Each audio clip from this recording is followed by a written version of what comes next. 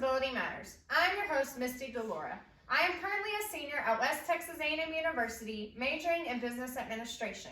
In the upcoming months, I plan on continuing my education at Texas Tech University and getting my master's in healthcare administration.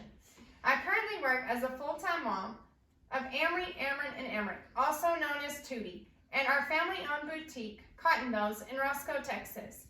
Upon graduating, I plan on working at our local hospital in the administration department. Let's begin by introducing our contestants, Amory, Ameren, and Tootie. Each of them will be asked a series of questions, and the winner will win a new car, a bag of Cheetos, and some Gatorade. Social responsibility is a strategic focus for fulfilling economic, legal, ethical, and philanthropic responsibilities and can also be referred to as corporate social responsibility. Let's see what they know about social responsibility. For a better understanding of social responsibility, it can be defined as your responsibility as a citizen in helping fulfill the needs of your community and society. Question 1. Economics refers to the financial responsibility you have as an individual or your contribution to society. What are some things you can do to economically help your community? Ameren. Donate to a local organization such as Children's Miracle Network. Donation to the local volunteer fire department. Help local families that are in need with Christmas presents or school supplies. Perfect. Question 2. Social responsibility involves legal responsibility. What do you think legal responsibility for me as your parent is? Tootie. Well, to be responsible enough to make decisions that are ethical and to take care of me. Perfect. Question 3. Ethics can be defined as right or wrong behavior. What are your ethical responsibilities? Amory. Taking responsibility for my actions in society, being accountable, trustworthy, and showing respect. Perfect. Question 4. Philanthropic responsibility is a goal of making the world a better place. What is something you can do to make the world a better place? Tootie. Pick up trash, help people in need, donating to organizations for a good cause. Perfect. As a business owner of Cotton Bells, I have not only personal responsibility, but responsibility as a business. For example, we use economical responsibility by trying to purchase inventory that is beneficial to the environment, such as recycled items. Being legally responsible is following the state guidelines such as sales tax laws and local and state regulations. Ethical responsibility as a business is taking responsibility for our actions, building and gaining trust with the community, customers, and colleagues. Philanthropic responsibility is helping to support local organizations and donating to causes.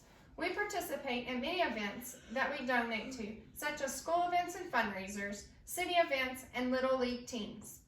As our business grows, I'm hoping we can incorporate more online sales and better support to our community. Question 5. We use our customer base as the stakeholders for Cotton Bells. Who are some examples you could consider a stakeholder in your personal life? Ameren. Your family, colleagues, and friends. Perfect. As a business, our primary stakeholders are our customers and suppliers. Question 6.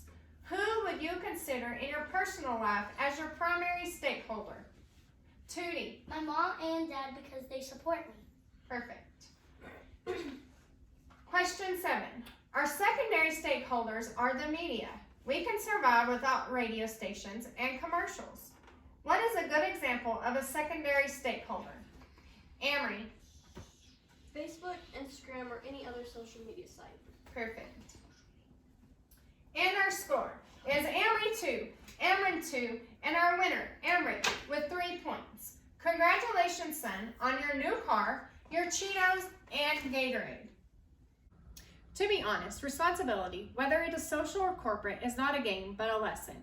Ethical decision-making is another key concept in providing a positive social or business life.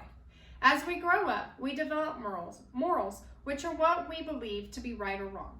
There are 3 concepts that develop ethical decision-making: individual factors, organizational relationships, and opportunity.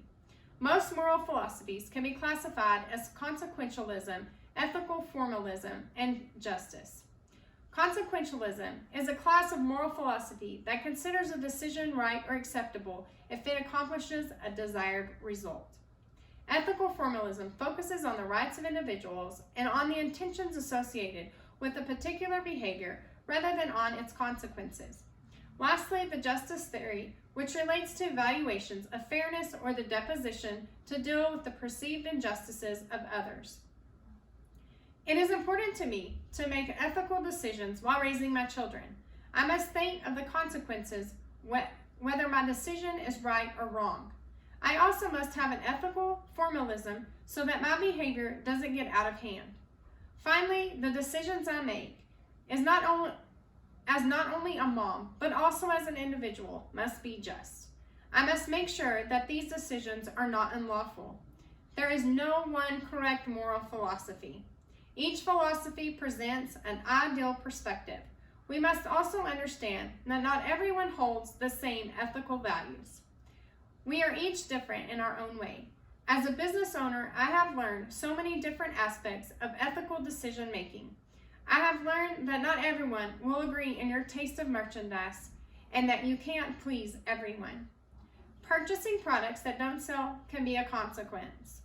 Having ethical formalism is essential in making sure that your relationships with your customers is professional and respectful.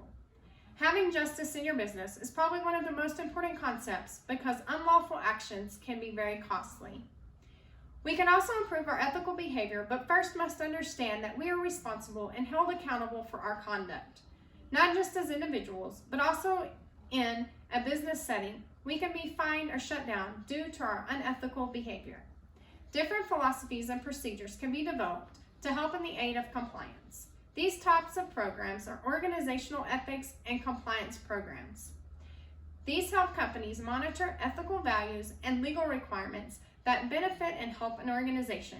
Without these types of programs, employees don't know what is acceptable or unacceptable within the organization. Another way to improve ethical behavior is to develop ethics codes. These codes are guidelines that companies create to help maintain their company's values and hold employees accountable for their actions. With these codes, companies must also build strong leadership. Leadership plays an important role in making sure that these codes are abided by, but also having a good leader can lead by example.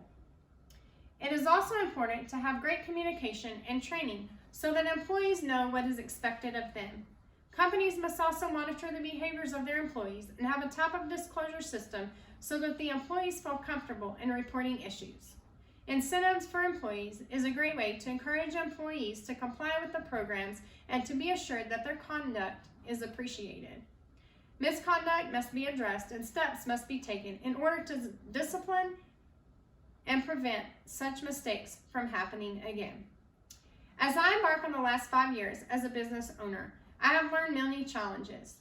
One being that reputation and confidence helps to build a positive foundation.